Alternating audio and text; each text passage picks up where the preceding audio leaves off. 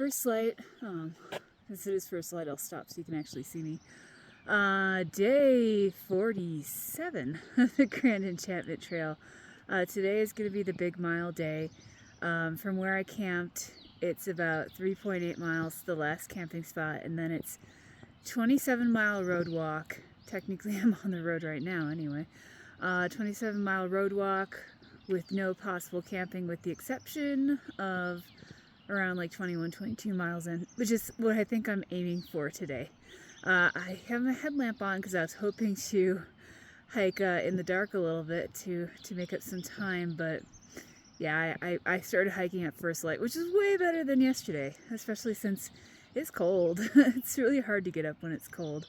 But the problem here is I'm getting to more of a developed area, and it's harder to connect public spaces in more developed areas, so hence we have a long road walk. And other problems that come with that are water availability, and I'm assuming bathroom availability. There's a couple convenience stores along the way. You just have to get there during their operating hours, which is an issue. Where I can get some water, hopefully use the bathroom. And then, I mean, the positive side there is I can buy more snacks. I have been so hungry lately. And I've been digging through my salty snacks, which are my combos, my munchies, you know, my Cheez-Its, and of course my candy. Again, craving sugar way more on this trail than other trails. So those convenience stores should have replacements for that. Also, convenience stores around here have had slushies. And again, on this trail, for some reason, I am in love with slushies. So there's some positives to this road walk, but there's some difficulties as well. So I have a long way to go. I'm going to get going. And I'm starting off on a graded dirt road this morning. I already had a couple cars go by. I don't know where they were. But I am in some private property areas already. There's going to be a small forest area where it would have been the last place to camp, and then no camping. Eventually I will hit a paved road. Some more friendly horses. This one came running up to me. I think this guy over here is just waiting for the sun to hit. He's just looking at the sun. The sun on the trees, let me show you. That's where the warmth is, right there. This is Tahike. Just past a feed store and a church. And I'm headed to Ray's right here. Should be a convenience store where I can fill up my water bottles. Also replenish some of those snacks. Heading out of Tahike now. I have been surprised at how much traffic has been on this road. I do think it loses its pavement at some point, so hopefully once I get out of the outskirts, that will calm down. Oh, I messed up already. I was wondering why this road wasn't not becoming paved, and it's because I took it way too long. So I can take another road that goes up and intersects with the road I was supposed to take. Might add like a little bit more distance to an already big day. But at this point, I don't think it makes sense to backtrack. I think I'm committed to this stupid route. Alright, so I'm at the junction for the road I'm supposed to take towards Chilili. Looks like chili to me. It's this road up here. I was supposed to catch it a little further north. So the road I was supposed to take went northeast to this road, and I went straight east to basically where this road begins. But I will be on this road, this highway, I think to the end of the day. Alright, this street up here is where I was supposed to come out. This nice quiet dirt road to join the highway here. So it looks like I put on an extra mile by doing the route I did. But on the right track now. Several miles further down the highway, this is New Mexico 377. Not much has changed. A lot of the same. Definitely keep going to the side when I see cars. It's funny, even on the maps, there's nothing labeled, there's no waypoints labeled between 11.8, which is where the dirt road joined this one, and 18.8, which is the town of Chilili. So nothing of interest.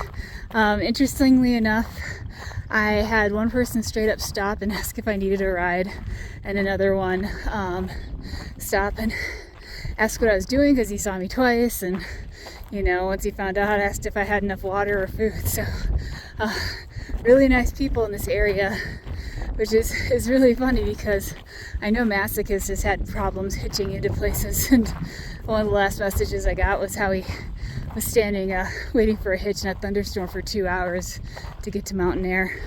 I'm not having that experience. I'm meeting a lot of nice people out here. Found some nice sitting rocks on the side of the road. You also might notice the mylar balloons here. I see those all the time in the wilderness. Like, you're deep in the wilderness and you find a balloon. But one of the interesting things here is I have a signpost. I'm gonna zoom in for a second. It's Chilili, however you pronounce that town, is only 2 miles away, but it says Albuquerque is 38. Center.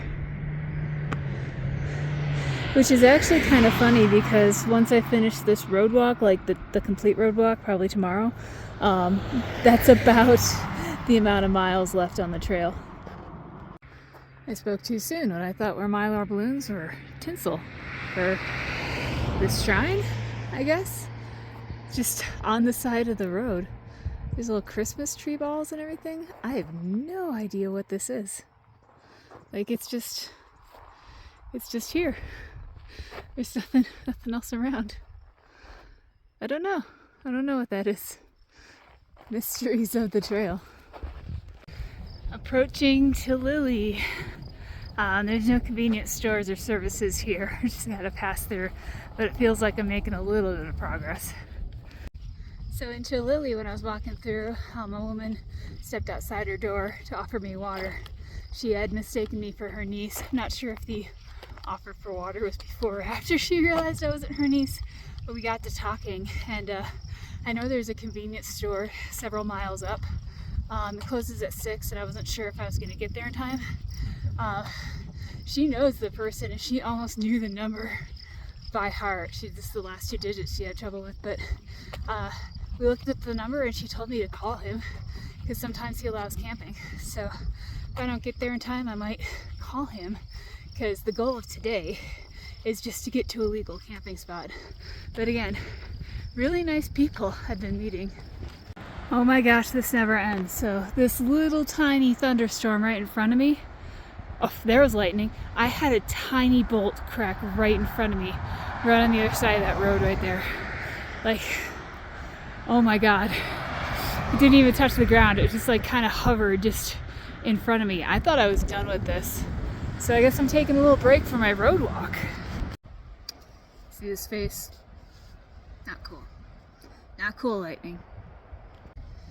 Also not cool is I'm about an hour from the convenience store closing and I don't have any cell signal, so might not even be able to take advantage of that. So looks like I'm gonna be headed for state land. Okay, so big update, big long update. So I waited until the thunder went away and I started walking further up that hill. You know, kind of freaked out from the lightning that struck me maybe like 20 feet in front of me. It didn't strike, it kind of like just came down. Weirdest thing in the world. But kind of freaked out by it, but it started raining and I had this truck come around the bend and just stop in the middle of kind of a no passing area, get out and be like, you shouldn't be walking in this, can I give you a ride? So he originally just gave me a ride to that store, but that store was closed. Tried calling the number, didn't hear anything. So we drove past the state land. There's no place to park, and he brought me up to a place he knows called Pine Flats. He says it's really nice. Doesn't really look like you can camp here, but like he recommended camping here. The lady I was talking to earlier, I think she recommended camping here. So that's where I am. And I actually found Pine Flat on my map. It's 1.25 miles north of where the trail crosses. And it is the end of this segment. It's the end of this long road walk. So I did skip some of the road walk. And surprisingly, I only have like something like 36 miles left of trail to go. So today was a weird day. I'm waiting until people hiking the trail have left to actually set up my tent. But it started out super boring. It was super boring for the longest time. Then was electric and then was done. So looking forward, I have like 36 miles, like I said. And then tomorrow I will be re-entering the Cibola National Forest, passing through the town of Terrace, and potentially even starting the climb up the Sandia Mountains. And just as a PS addendum, James, the man who gave me a ride out of the thunderstorm into this campground picnic area, just came back, found where I stealth camped, and brought several bottles of water and a couple cans of Pepsi. He even offered me a sandwich, even though I just cooked dinner, and a bag of ice. He wanted to leave me with a bag of ice. Really, really nice people here.